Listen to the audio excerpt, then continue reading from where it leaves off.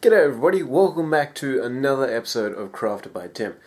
Today we're going to be making a bullet fountain pen. This is actually a really fun project. I lost the original intro, I don't know where it went, what happened to it, meh, whatever. We're going to be starting off with 2 bullet shells, and the first thing that we're going to do is we're going to cut these bullet shells down to size. I didn't end up using the cap in the end of it, but meh, I left it in because mistakes were made, and I think it's important for you guys to see the fact that I still make mistakes. I don't claim to be a professional, by the way.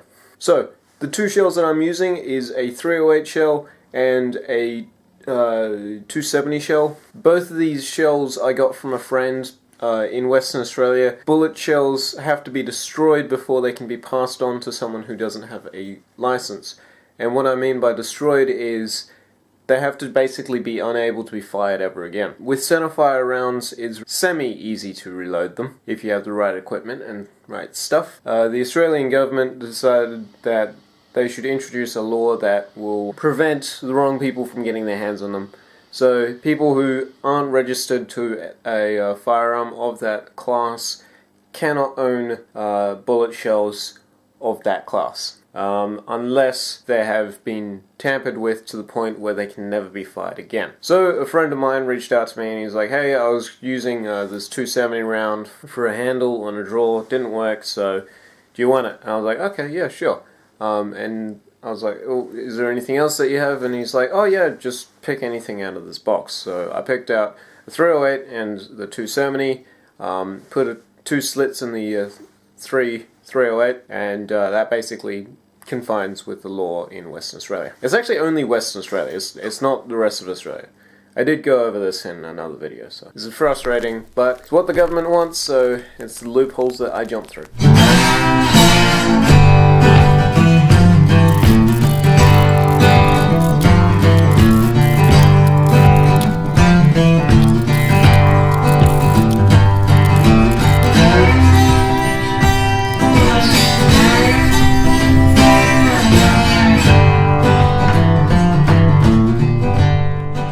So this is how you pop out a primer. I have a nail here that I've slightly altered, basically sharpened it a little bit and then blunted the tip.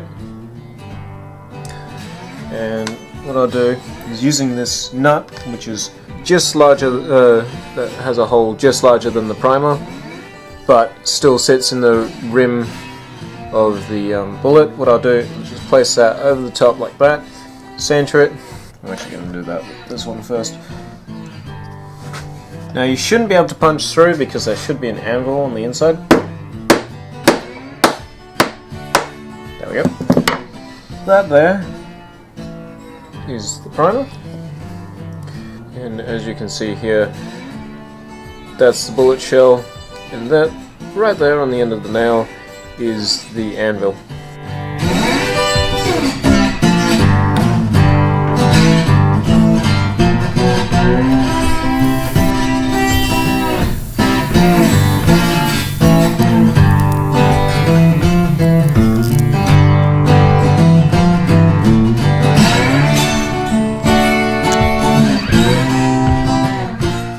Okay, time to start working on the blanks of the pen. So, here I've got 3 pieces of wood, 2 pieces of walnut, and a piece of she oak. The she oak is very much not square, which will be interesting. I reckon I can get this to work, but it's gonna be weird. But these 2 are more or less perfectly square. I'm going to start off by drilling a hole all the way through the center of the cap. The reason why I'm doing this now is because that way I have a better chance of getting it nice and square. I have this very flat piece of wood underneath it. I'm just hoping that it's as level as possible. You want to experience true level? Do you? Yes?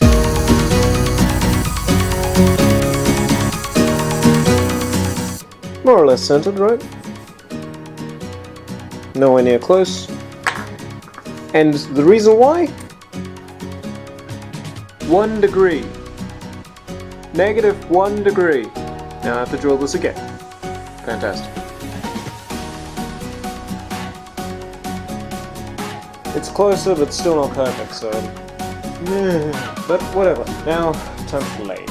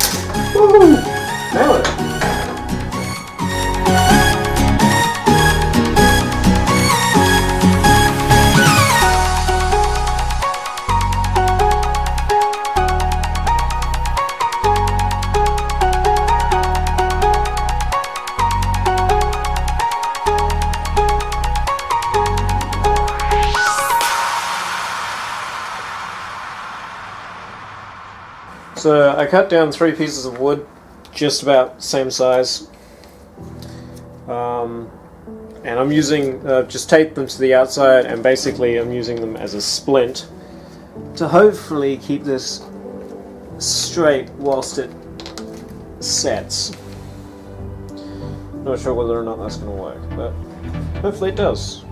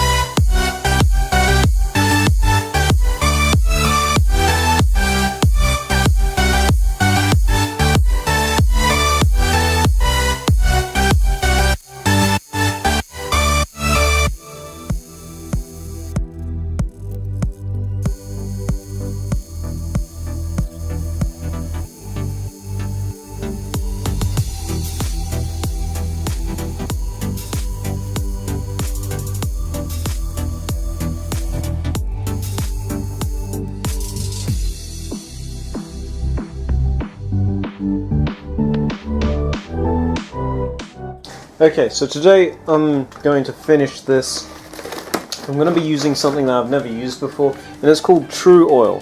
It's generally used as a gun stop finish, but as this is a 308 shell and I'm using walnut, I thought, why the hell not? I wanted to test this out because I thought it would be interesting. Anyway, so I'll show you what this kit includes. There was an instruction manual, but I just finished reading through it. It comes with the walnut stain, which is actually a water-based stain, which is interesting. It comes with the tru-oil itself, and then it's got stock sheen and conditioner, which is used for polishing. And inside, it also comes with a bunch of stuff, including a free target. Free sticker, what are they called? Reflective target. So yeah, that's pretty cool. It also comes with all the sandpaper that you'll need, including 400 grit, 120, another 120, 180, 280, and then a 400 grit, as well as some really, really fine steel wool. This is actually, it's so fine, it feels soft. It feels like actual wool. It's, wow, so fluffy. Wow. And it also comes with a few paper towels, which are really nice paper towels actually. Really good quality stuff. So I picked this up for 100, not 100. I picked it up for $35 for the full set. You can buy just the tru-oil by itself for $14 approximately. At least that's where that's what my local gun store has been going for. So I finished this with a 2000 grit finish, which is way more than what you need. But because I was using the brass, I thought that I might as well give it a really nice sheen. Now when it comes to using tru-oil, they actually give you quite a few good tips inside the instruction manual. One of the first ones is to just poke a small hole in the top so your so the tru-oil inside doesn't get all messed up, because it will develop a layer of sort of like a skin layer over the top of it, and it becomes very ineffective afterwards. What I'm going to do is I'm going to poke a small hole in this, like that, and then I'm going to pour out just a little bit of tru-oil because I'm not going to need an awful lot to finish this project. Hopefully that'll be enough. I'll wipe that off. And another good tip that they mentioned inside the instruction manual, smells nice, is to actually store them after you open them upside down. And what that does is it stops the tru-oil from, once again, forming that skin layer of the top. Anyway, I'll zoom you in so you get a really good close-up look at the finishing process. This is going to look so cool.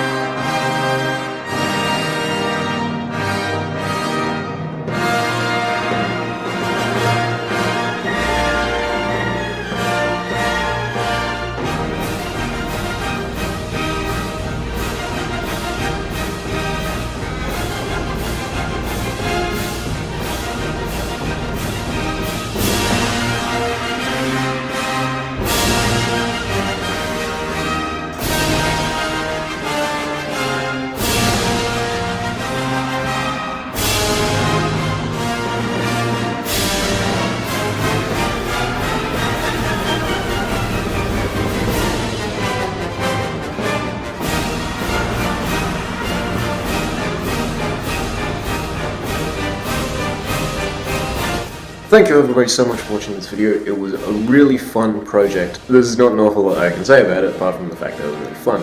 I loved the tru-oil finish. It brought out all the colours really well. And I'm actually really happy with the finished product. If you like this, perhaps you might like some of my other videos, so you can go check a few of them out at the end of this video. But otherwise, I hope you guys enjoyed, I'll catch you in the next episode, but in the meantime, remember to stay safe, happy crafting, and as always, cheers!